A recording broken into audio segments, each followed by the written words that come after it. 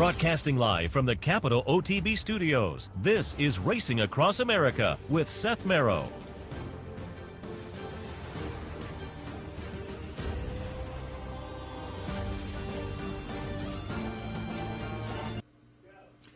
Good morning and welcome to Racing Across America on this Saturday morning. I'm Seth Merrow. Thanks for joining us again, and do want to thank our friends at Gulfstream for their sponsorship of this and some of the other programming here on the network in the early part of the summer. Still some great racing down at Gulfstream during the summertime. Keep that in mind. Again, thanks for their sponsorship. This morning, a little bit of a different version of Racing Across America, because frankly, a lot of our equipment is up in Saratoga, and tomorrow we'll kick things off live from our Clare Court set, so you can look forward to that. But because some of the equipment is here, we don't have the phone connections and whatnot, but it's going to work out fine because there was some sad news this week, and we'll kind of play off on that.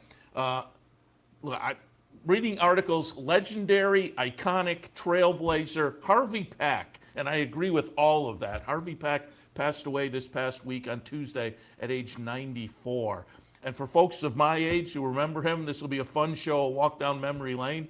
For some younger folks who don't remember Harvey, this will be an introduction to really one of the guys in the game. Trailblazer is right, because what you see now with the pregame shows at various tracks and paddock commentary, what Harvey did kind of trailblazed that. And there was a time, it's hard to believe now if you're of a certain age, that you couldn't always punch up and watch a horse race live on your phone on the golf course or wherever. There was actually a time where you drove down to your local OTB parlor, because there was no betting on the phone. You placed your bet, you took the ticket and went home, and you turned on the Harvey Pack show that evening that showed the replay of the NYRA races, and Harvey went through, and at the end, well, may the horse be with you. He threw up his program at the end of every show with the catchphrase.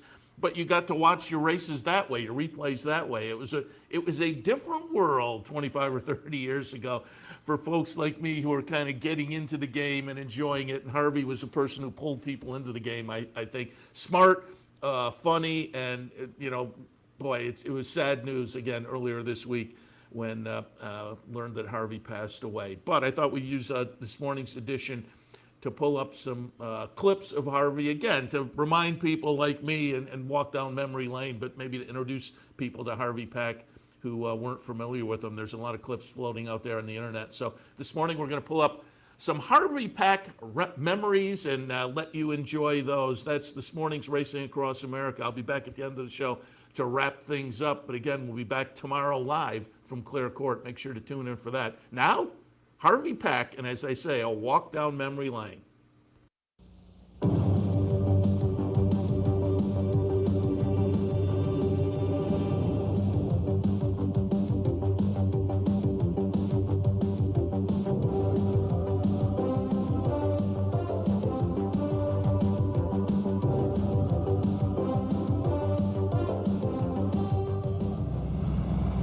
Good evening, welcome to the show.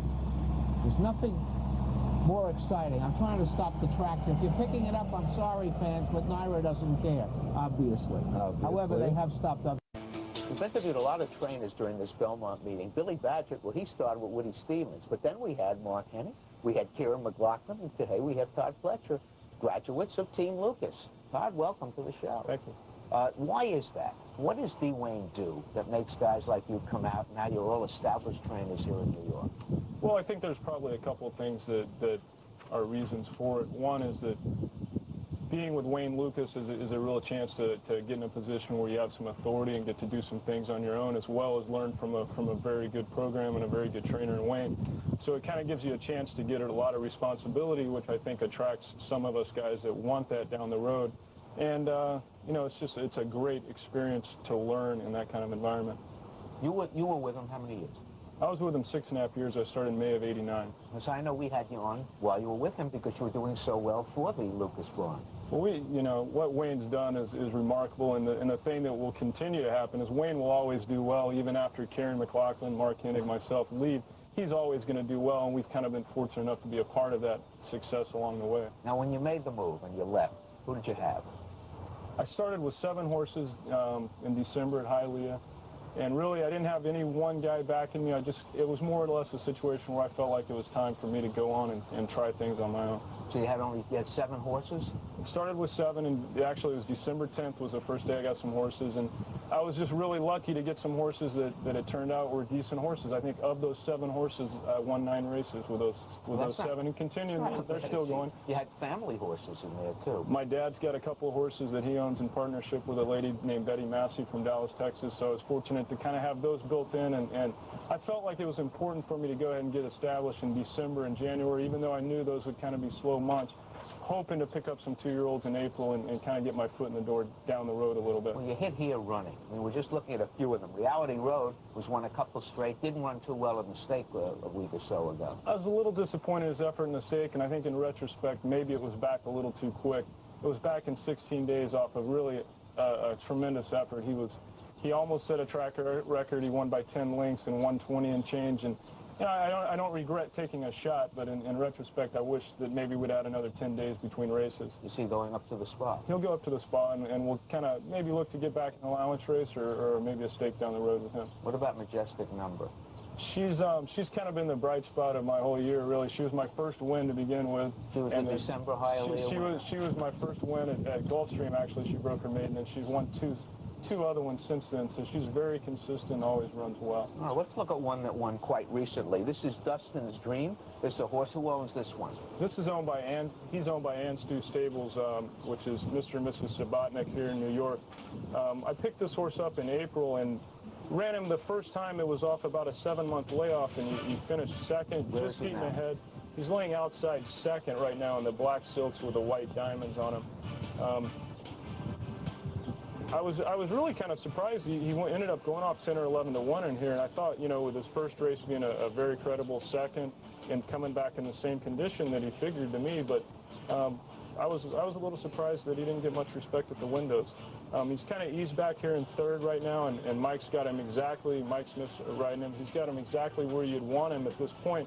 Only thing I kind of cautioned Mike about was when he gets to the front or he gets close to it, it seems like he sometimes, and especially in his last race, kind of got there and didn't know what to do once he made the lead. Isn't that common with a lot of horses? It seems like it is common, especially with younger horses, and this horse has only started 5 or 6 times, so it takes them sometimes a little while to learn how to finish it off, and then sometimes you have other horses that just kind of, once they get there, they kind of let up a little bit on their own. But at this point, he's moving up in perfect position, and Mike's just kind of sitting there waiting.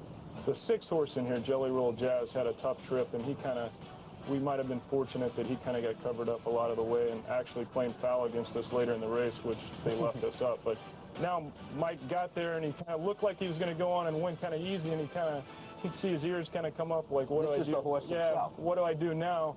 And then these other horses came to him, and he really fought it out to the end. It's a fascinating thing about them. You know, we watch them day in and day out all our lives, and we still see habits like that. This horse definitely is looking for someone to join him. Yeah, once that horse came to him, then you could see his ears go back, and he was really digging down deep. Then he dug in.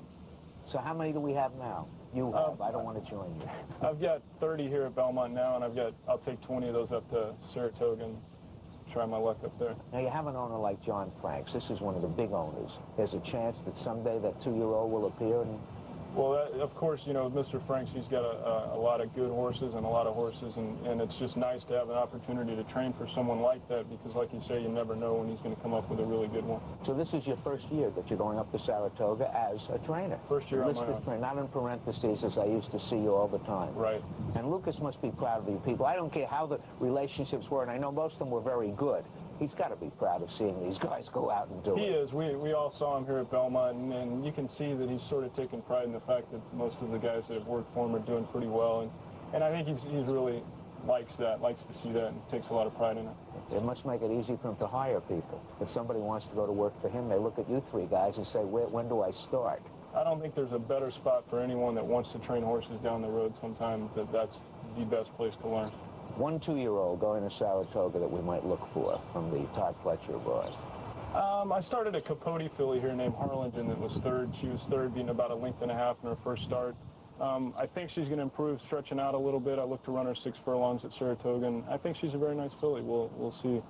Okay, good luck to you at Saratoga. Todd Fletcher, we had him on when he was working for Lucas. We have him on now as an individual trainer. That's 3 alumni that we've had here at Belmont Park. No matter what you say about him, congratulations, D. Wayne Lucas. You're a hell of a teacher. Thanks, Todd. Right back with Races of the Week. Nicely, Harvey. I just want to take to Leroy Jolly for a second, man who sent Genuine Wrist to Kentucky. He has to saddle Magambo in the next race. I was psyched out by Dancing Brave, but you weren't. Well, American grass racing's pretty good, too. Our horses that win major races can run with anybody. Well, I got to say one thing. It was a thriller from Manila, and I know you're happy, and I know you want to saddle Magambo back upstairs. Velazquez in the winner's circle, and here at Belmont Park, that's been a rather frequent thing. John, I got you here on the day that over breakfast I read Joe D'Urso's excellent piece on you in the New York Times, and you were booked before that. I didn't know that piece was in, but I don't blame him, and I don't blame us. What a month. Very good month. And so it's too bad it's ending. We're into July now. You think you can continue this streak? I hope so. Let's examine it before we even look at it. You won the Met Miler, that's May. Then the Peter Pan.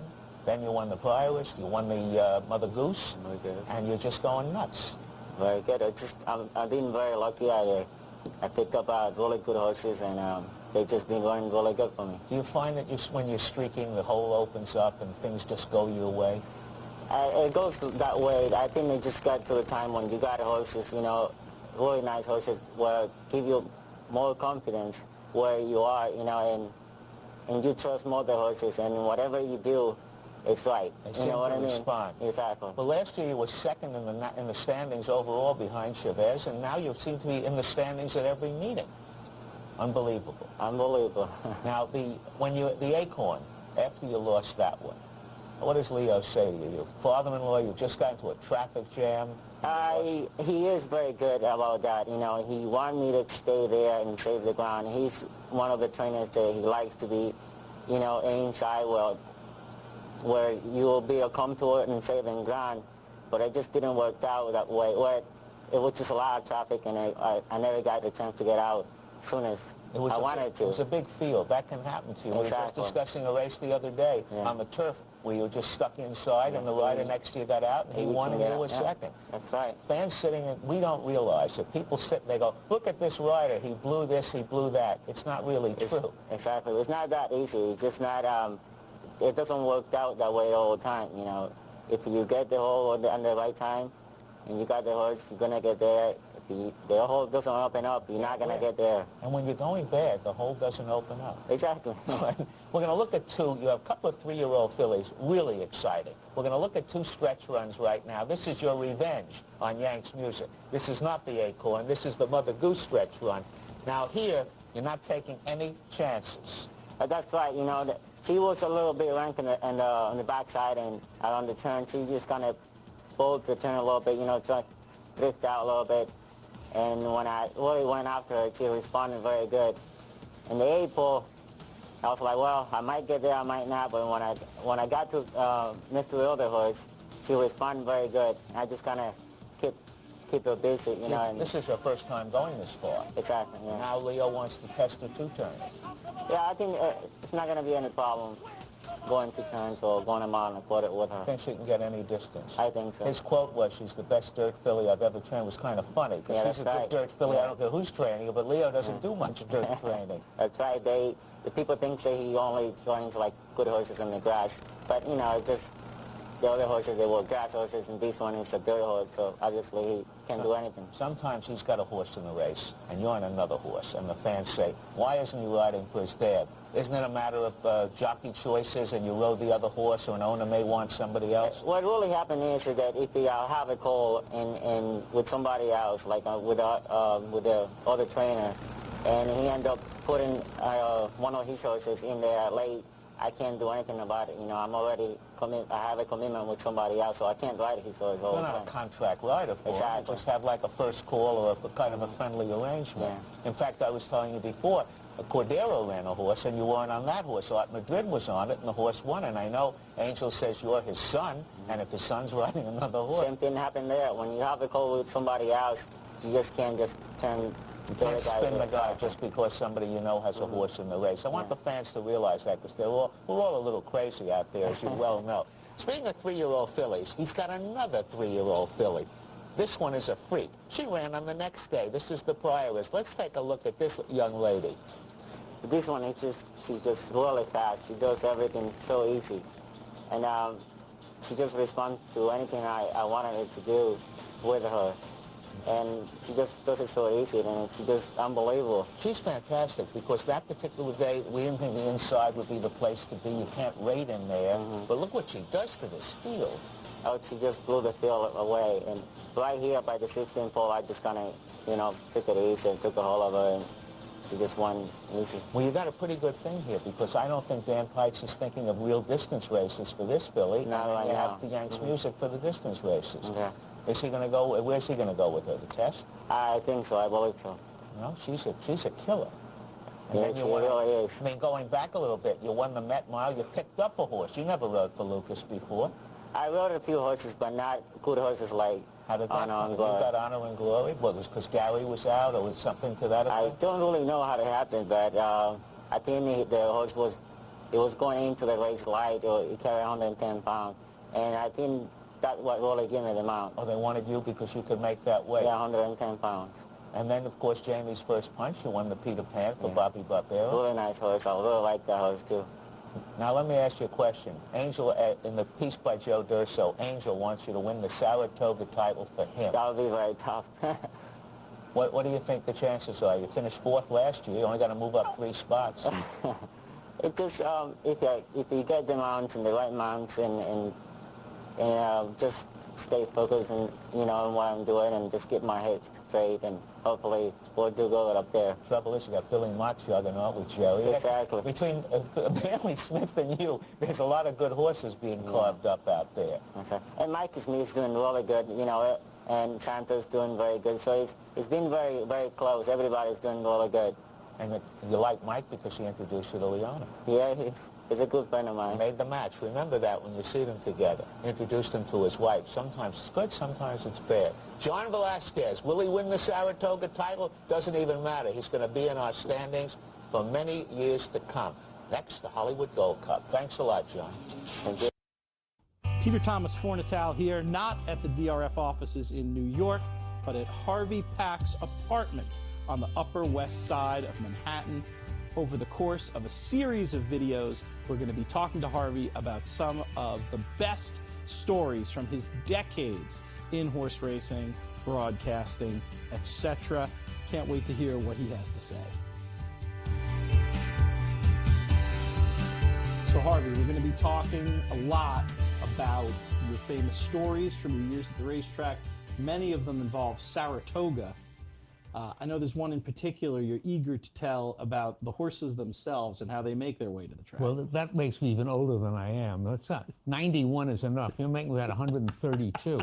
But when I first went up there, this fellow Reggie, he was a bookmaker in England. He worked the ring, and he came over here through Canada, which indicates he couldn't have come directly in. But he made it, and he was a wine expert, owned a wine store, and he came to the track every day, and he used to hang out with us. And one day he said, he started to talk to me about the horses. I said, what do you mean? He said, they didn't have vans. They came up on the train, and they were walked from the railroad station all the way up, down, and into the stable area. I said, that's fantastic. I said, that's a great story. And I said, what did you do in England? He said, I was in one of the booths, you know, you take the bets. So unfortunately for Naira, about 6 months later, we had a strike of the mutual clerks. And Don Drew, who was head of mutual, said to me, how about we put Reggie, give Reggie a window. He knows how to handle it. I said, well, I'm not going to verify that or vouch for him, but if that's what you want to do, gave him the $50 window. And we were short 4,000. And I said to Drew, he said, we're short 4,000. I said, we'll get it over time. Have no fear, we'll get it over time. And believe it or not, we did. Tremendous. So Reggie, you had some knowledge of the track, clearly not that successful on the betting side of things. Well, who is, as a matter of fact. But it was an interesting guy. And I'm trying to think of other stories. One of the really good ones, it's a quickie. Leroy Jolly, who passed away this year, had a great sense of humor. And whenever he walked by the museum, he crossed the street. And I said, why? And he said, if they see me, they'll take me out of the Hall of Fame. And he meant it. And he was probably right. That's my favorite Saratoga story, is when I was robbed. I'm sure I've told you that one. We were out for dinner. We came home, and it was obvious that we had been robbed. The house had been broken into. So I said, they still could be here. Told my wife to go upstairs and check, which is not true, but I tell we do use it. It's apocryphal. And in the Post, what the Post editor wrote, they found Harvey's paycheck and left it. And the guys told me that these were not dangerous criminals. They were not going to shoot anybody. 6 months later, they were caught in a shootout. And that's all fact. But the next day in the Saratogian, the headline, Harvey Pack and 2 others robbed. Who do you think the 2 others were? Jockey agents? Leroy Jolly and Sonny Werblin, the man who discovered, who made the Jets win their only Super Bowl, and Leroy Jolly, a Hall of Fame trainer, and me, a bum. It was unbelievable, but I saved it. It was a nice headline. You get billing over other sporting royalty. Saratoga must have been like that for you, a place where somebody in a city like New York, you're home most of the year. Racing has a place in the sporting landscape, but it's not, certainly isn't the straw that stirs the drink. Up in Saratoga, very different. You must have been a celebrity up there. Well, in New York, occasionally a garbage man would yell, "Hello, Harvey." But up there, everybody knows you. And you go to restaurants and they know you. It's okay for 4 weeks and eventually 6 weeks.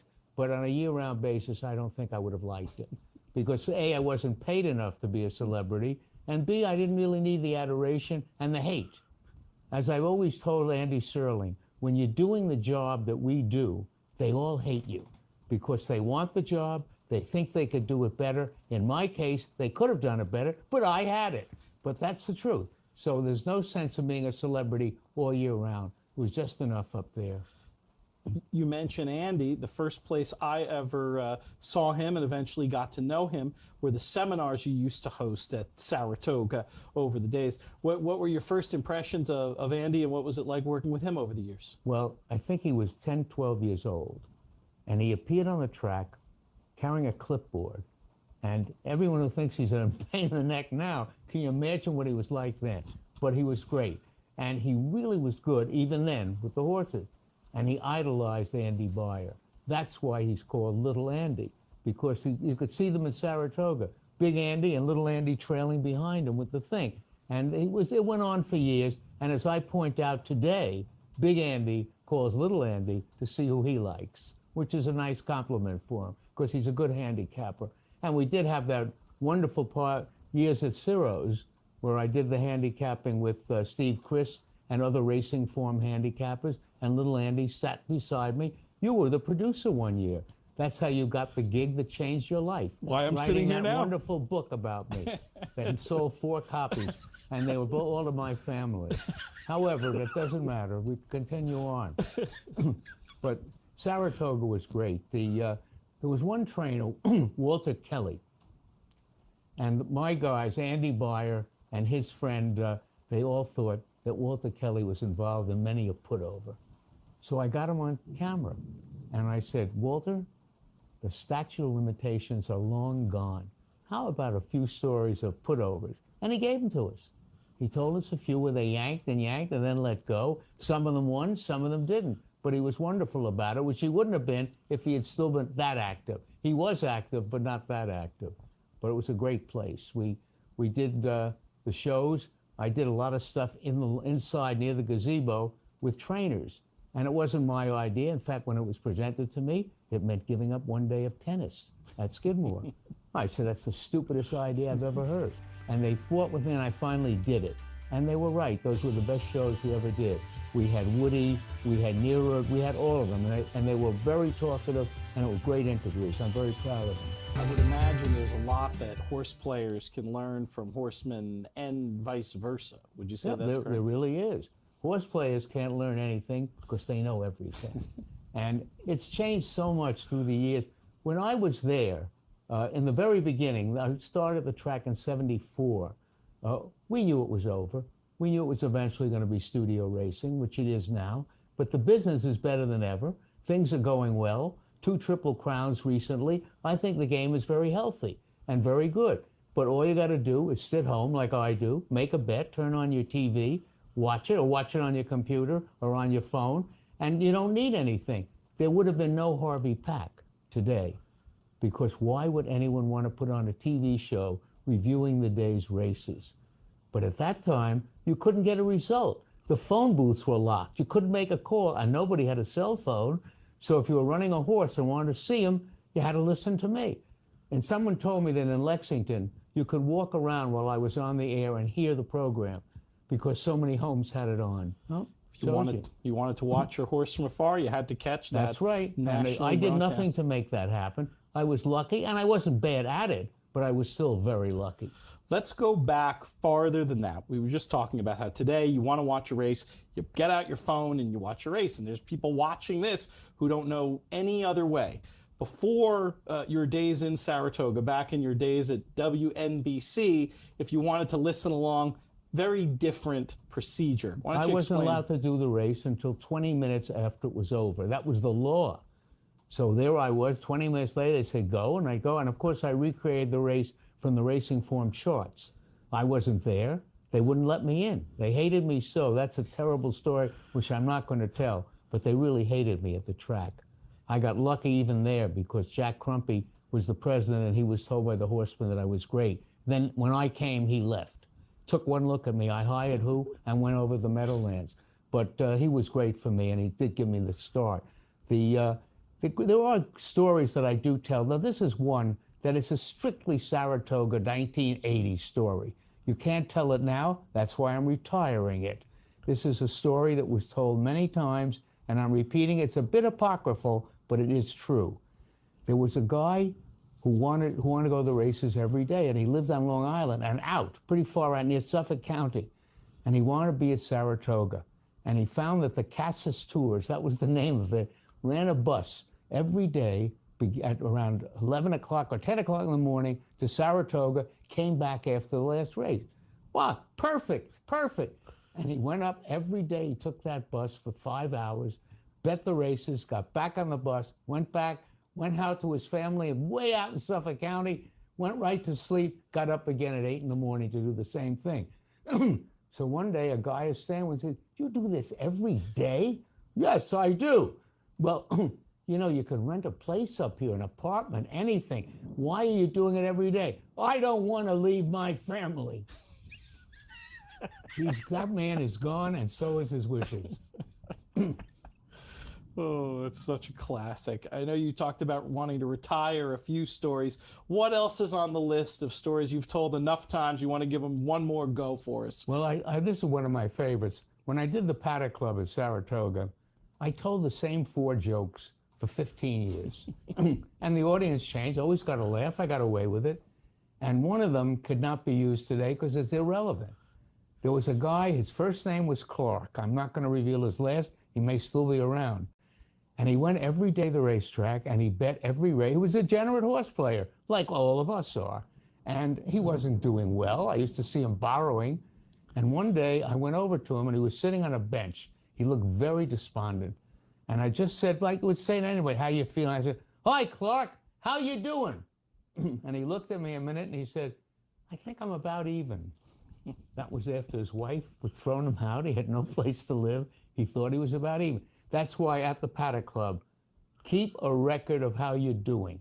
Don't find out when you're looking for a loan shark. Find out right away. Keep records. That's gone. That story retired. Clark, it's a classic, and you're right about that importance of record keeping. You talk about doing the Paddock Club at the track, and also about doing the seminars across the street at Ciro's. Right. What was the difference between the two? The audience. Both audiences were terrific. Ciro's is a very hip audience. They knew as much as we did, and it was a great, I think that was my favorite of all the years I was up there. For one thing, I only had to work an hour a day, but it was still great, and I enjoyed it a lot. Had little Andy there, Andy Sterling, and we'd have guests from the racing forum, and they would work, all of us were there, so it'd be Steve, Chris, usually me and Andy, and one of the handicappers, and we would do the card. And the difference was, the audience that was at Ciro's knew everything. They were sharp, they were responsive. The audience inside the track was more there as tourists, and they loved the jokes, and they loved everything. And then they loved when I let a handicapper come out and give them 9 selection, and it worked. So each one fit in its own way. But the Ciro's was the best. I really liked that. You talked about the regular rotation of jokes you had during the Paddock Club days. What else was in that rotation? Well, I'm trying to think. There was the same jokes all the time, and it always managed to amuse people.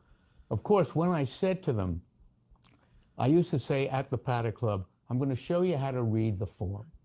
It's an easy thing to do, and I would do it, take a few minutes.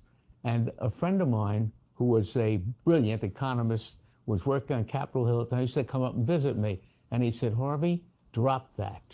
The moment you say it, people start leaving. They don't want to know. They want to know who to bet, and they want to know where to bet, and that's it. And it was true, really was. Another one of your many contributions, and this one I wonder if you're not maybe a little ambivalent about sometimes because of how prevalent it's become, but the whole concept of pre-race prattle. There's some great prattle out there, but how did it get started? What's your opinion of it today? Well, first of all, I never approved of a racetrack telling anybody who to bet. I thought it wasn't their privilege, it wasn't their presence, it was rather alarming in a way. And then I end up doing it because they asked me to do it. I hate pre-race prattle. And I love Andy, but when I watch him, I tape it on a DVR, I tape it on the, and then I go through it in 12 seconds, get the picks, and erase it. And nobody's better. I like Andy. I want to know who he's picking, but I don't want to listen to all that talk. I didn't talk much, and I was assisted by pretty good handicappers. I had Paul Kornman. He was very good, and we did good shows, but we didn't waste time. We spoke, and that was it. Then they made me have John Veach, because he was well known. John Veach did not handicap. John Veach would talk about getting the weight off on the horses. I said, John, you never used an apprentice. Well, I don't, but somebody should. And it was great fun, but it was very boring. And it still is. Pre-race prattle should be abolished, except when our people do it in New York, because they're a little better. The guy sitting here was the producer of the Ciro show one summer, and he sucked around and tried to make me like him. And then, when I think it was, I think Mandy Minger at the Forum said, you could write a book. I said, I used to write when I was a columnist. I'm not writing anymore. She says, we'll get someone to write it with you. And she suggested Pete. I said, can he write? He doesn't look like he knows anything. And she said, he's not bad. So we took him, and I dictated, and he transcribed it, and that's how we got a book. And as a result of that, he's now working at the Forum. He's written a few books, and I like him. That's the best part. I still like him. You're very kind. In your own way. As kind as I can be.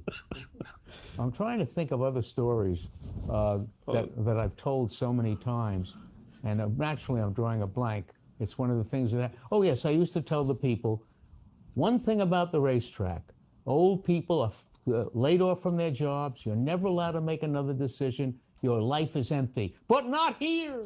You can come to the track, we'll let you make 9 decisions a day. 9 decisions a day. And in 10, 15 minutes, you'll know if you're right or wrong. You'll never feel lonely again.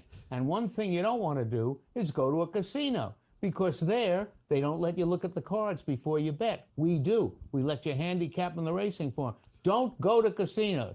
What do I do now? I go to casinos because I'm an old man with nothing else to do. It's very sad, but I do go to casinos. I go to Atlantic City because they're very nice to me at the regatta. They don't know me, obviously. And but that's where I go at least every 2 or 3 weeks for 2 nights. You still bet, though. You still bet horses. We talk about stuff every day. A day without betting is like a day without sunshine. And I bet every day, and I don't bet a lot. I really don't, because I never did. My father taught me that. He said, don't ever bet a lot, and don't ever tell people you go to the racetrack. And he was a horse player. That's how I got involved. So when I got the radio show, and he would sit on the train going to the track, and he'd hear people talking about it, he became my biggest fan. And I said, gee, Dad, imagine if I had never told anyone I went to the racetrack. But he really enjoyed it. And he was welcomed by name, came to the gate. He was arrested once at Calder Racetrack. I had a TRA button, they gave me, and Dad was going down to Florida with my mother for the winter. And I said, you won't need a pass, just put this on, and you'll walk right through. And I gave it to him, And he went to Calder, he walked right through, never stopped. One day, they stopped him. Kenny No was the head of Calder. Kenny No really didn't like me. And he was probably thinking about throwing my father in the clink. But he did call and he said, you know, you could have called me. I would have given him a pass. I said, well, now's your chance. And he did. That's tremendous. I remember a story that I've heard a few times. I don't know. I don't think it needs to be retired, but it should be told. That's thunder, incidentally, not horses. The story, this is back when you were working at NYRA. Maybe, I think it was the first year you were working at NYRA, because it was when you learned how it worked when it was time to ship up north to Saratoga. Yes, that is a true story, very true. They used to put your paycheck down, whatever, every 2 weeks, and one day I walk in, there's another paycheck. And I open it up and I look at it, it wasn't enormous, I can assure you, but it was $500-600. And I called up finance, I said, why do I get that money? That's your stipend for going to Saratoga. You pay me to go to Saratoga? I don't believe it. And sure enough, they did. And in the end, they were renting my house, they were doing a lot of things for me, but never giving me money. That's another thing that you don't understand. I feel like Mickey Mantle when he was making big money, $700,000 for playing, and today the worst second baseman gets $5 million. I feel the same way, because when I got the show on the air and sold it for them to Sports Channel, I went into Jerry and I said, well, am I going to be paid for this? Why? You work here. And he added another truthism. He said, if we fired you, you'd be here tomorrow paying admission. I said, you got a point. And they didn't pay me, and I did it. Finally, they got me a car, and they paid for the garage for me. The garage at that time was $40 a month. I'm paying it for it now, $650. So think about it. What a wonderful life I've had. But I was happy, and I did have great times at NYRA.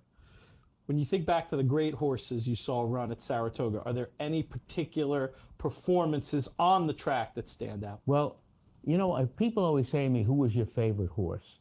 And I always say to them, if you tell me your favorite horse, I'll know your age. Because everybody, it's the first great horse they see. Now, in my case, it didn't happen up there, because when I went to the track was 46 in those days, Citation was running, and the horse that endeared himself to me was a horse named Stymie. Stymie would come from dead last by 30 lengths and come flying through the stretch and win. He won a lot of races. He was claimed, I think, for $1,900 by Hirsch Jacobs from King Ranch, and went on to be a real horse millionaire, big stud and everything. And the funny thing is that a friend of mine called me from Cincinnati, Ohio, said, I'm sending you a book. I said, what is it? He says, you're not going to believe it. It's a book about Stymie. And I got it the other day. And that's my favorite horse. Citation was the greatest I ever saw, but there were so many. As far as while I was at the track, there was nothing more fun than the affirmed Alydar. There was nothing quite like it. And of course, Seattle Slew going over the line in the Belmont and Kruger waving his stick. I said, if he falls off, we'll have a wonderful story, won't we? But he didn't. And it were great times. And quite frankly, when it comes around this time of the year, I'm a little nostalgic that I'm not going up. After all, I was up there for 35, 40 years, and it was very important to me. But I can live without it, as long as I can get to the casino.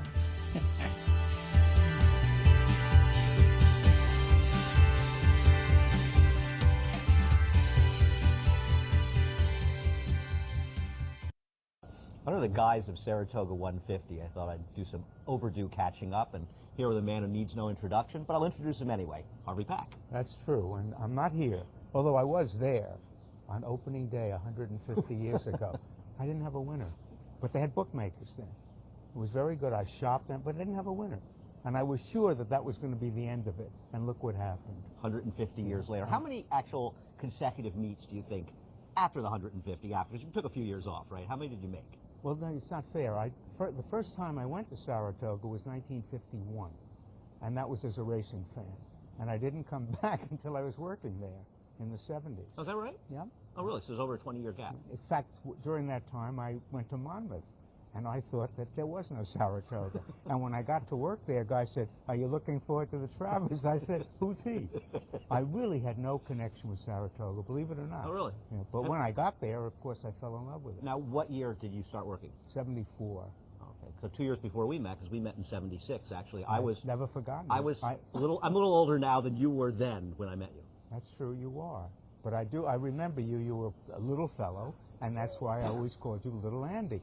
And you used to follow Andy Byer around. And you had a clipboard, which you held like this. God, this is embarrassing. And you would follow him all over, wherever he went, up, down, and around. And guys say, "Who's that following Andy?" I said, "It's a guy named Andy." And so, "But he's little Andy." And that stuck. Yes, that is... For which I apologize. All of that is true. So this is a little like when your parents bring up baby pictures. You're going to bring up some memories of me when I was an even more obnoxious younger kid. But talk about Saratoga when you first, like some of your early memories and when you first started coming and working here. Well, when I went there, the first thing that actually happened downstate.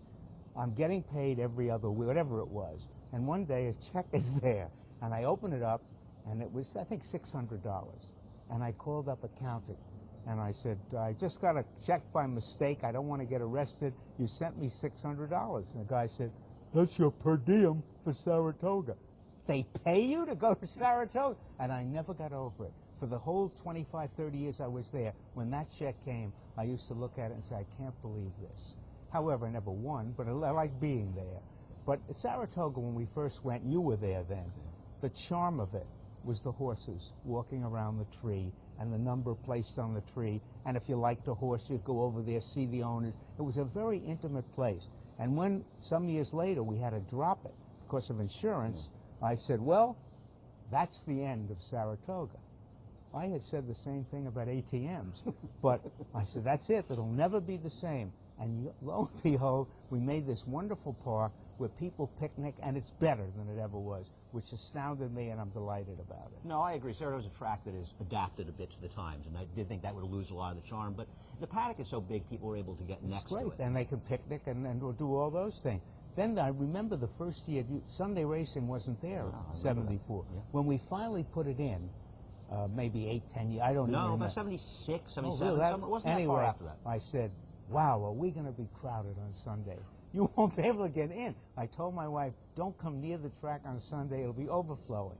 Well, every Sunday, and we only had 4 in those days, every Sunday that summer, the temperature hit 90, and we were all alone. There was nobody at the track because people who were on vacation went to the lake. But fortunately, in the years that followed, things settled down, and then we started the giveaways. Now, the giveaways, which of course occurred, everybody would be online to get them, and then they'd leave, and then they'd come back and get them. Those were your people, the Saratogians. They keep turning around, coming back, and the bet was that before the second race, one of them would be on eBay. Would you like a picnic basket with a Saratoga emblem? Because that person had 50 and wanted to get rid of them. But as much as we made fun of it, I think the giveaways were terrific. I think they helped. I think they increased our fan base, and I really believe it.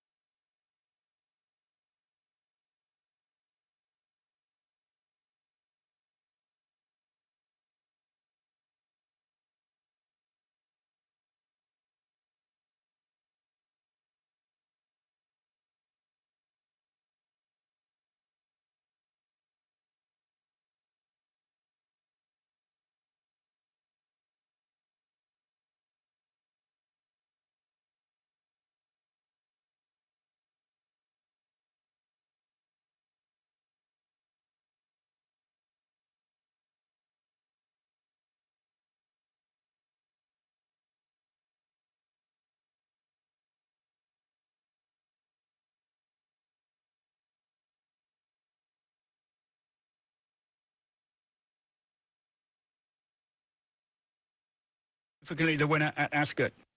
Gold Creek, Harbour Queen still in touch as they jump to third last and begin the descent. The market principles go on. Global equity the inside of June DiCello. ICMBA has moved up to be within a length of the leading pair.